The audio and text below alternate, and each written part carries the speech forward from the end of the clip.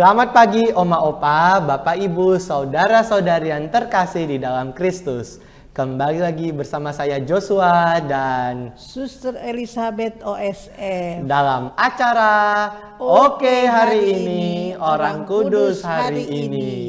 Selamat pagi Suster Elizabeth. Selamat pagi Joshua. Bagaimana kabarnya Suster hari ini? Puji Tuhan baik-baik saja. Puji Tuhan baik-baik saja. Saya yakin tidak hanya Suster, tidak hanya saya, tetapi semua pemirsa Oke Hari Ini dalam keadaan baik ya Suster ya. Ya. Baik, puji Tuhan. Nah, hari ini Suster tanggal 13 April. Suster ingin bercerita tentang siapa? Tentang Pak Santo Martinus I, seorang paus. Wah, seorang paus yang bernama Santo Martinus I.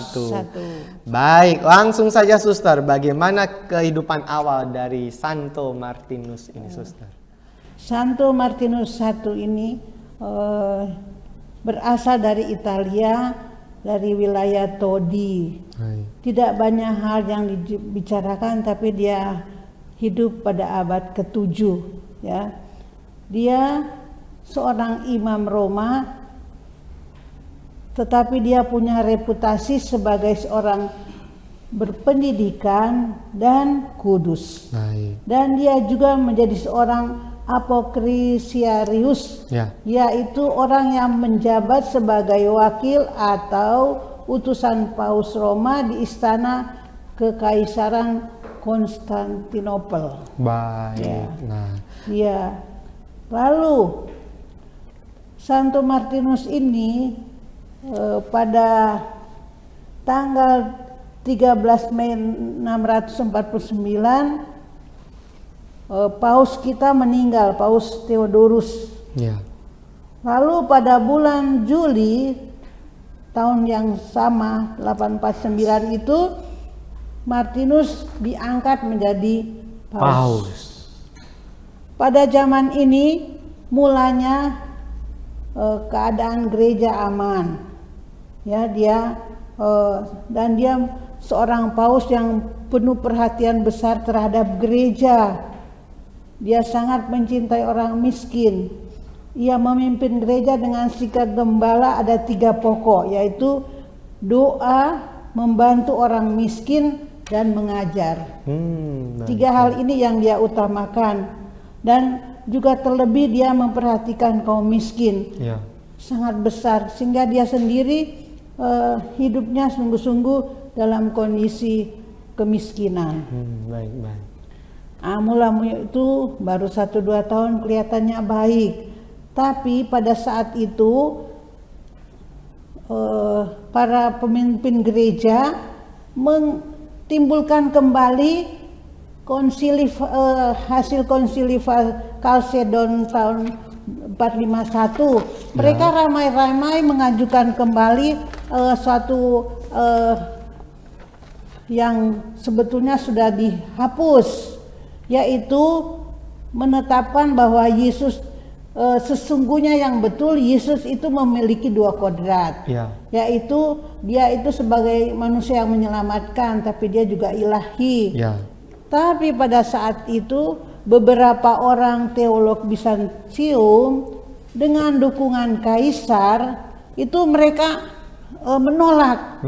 menolak aturan ini. Lalu dengan keras mereka dengan maksud politik juga. Sehingga paus ini dihadapkan pada situasi yang sungguh berat. Nah, dalam perjalanan hidup gereja ini mulai sangat terganggu, apalagi kaisar ini dari Konstantin I diganti Konstantin II yang lebih kejam. Dia sangat tidak setuju dengan aliran yang pertama. Lalu dia juga mengajak orang-orang itu untuk kembali ke jalan yang sesat itu. Ya, ajaran sesat itu namanya monotelitisme. Yang Kristus hanya mempunyai satu kehendak ilahi. Ini menimbulkan pertentangan antara paus dengan Konstantin. Tetapi namanya kaisar, dia mengumpulkan bawahannya, lalu berunding untuk bahkan mau membunuh si Paus ini. Iya, iya. Dan ini memang belum sampai membunuh. Iya. Mereka menangkap dia dan memasukkan di dalam penjara. Iya.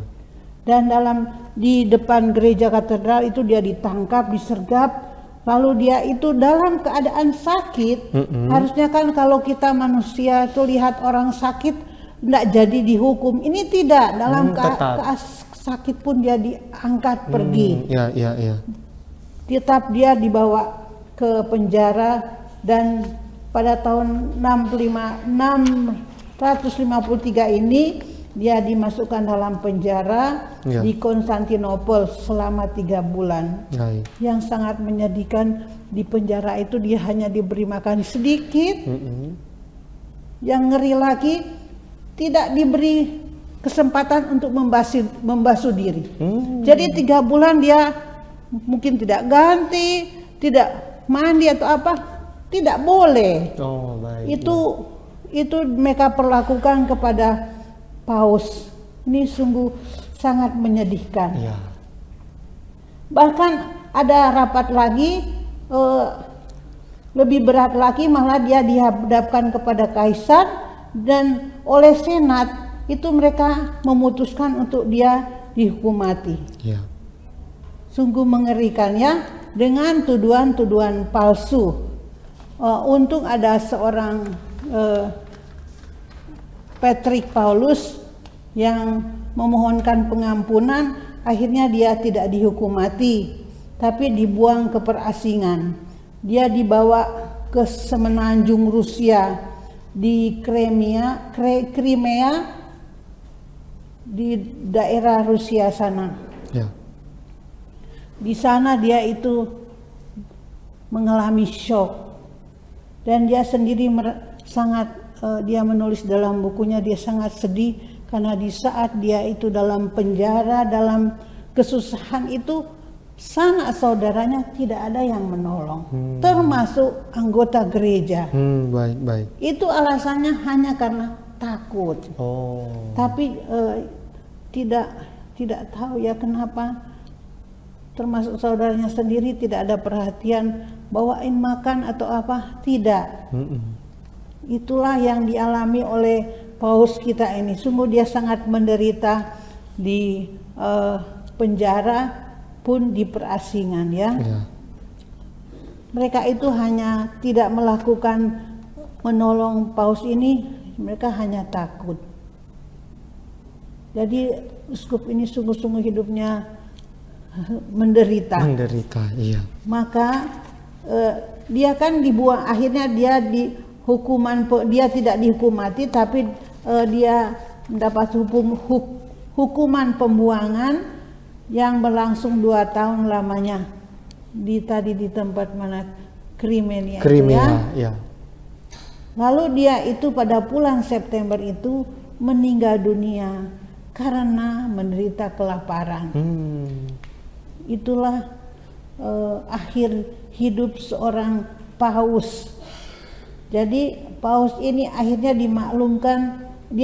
dimaklumkan sebagai martir. Orang yang mati karena memang tidak dibunuh, tapi bunuhnya pelan-pelan ya.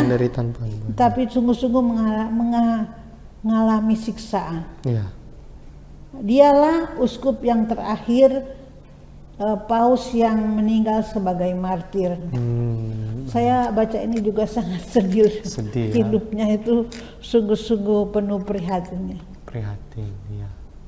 Betul sekali suster. Baik, jadi memang ya saya yakin tidak hanya suster, tidak hanya saya, tetapi mungkin pemirsa Oki hari ini yang mendengarkan kisah Paus Martinus ini sangat prihatin begitu ya suster ya, bahwa ternyata seorang paus begitu, pemimpin gereja itu mengalami begitu banyak penderitaan, bahkan sampai akhir hayatnya pun dia tidak dipedulikan begitu tadi.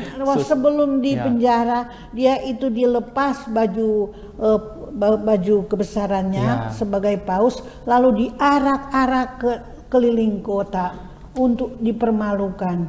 Itulah salah satu lagi penderitaan paus kita ini ya. Iya.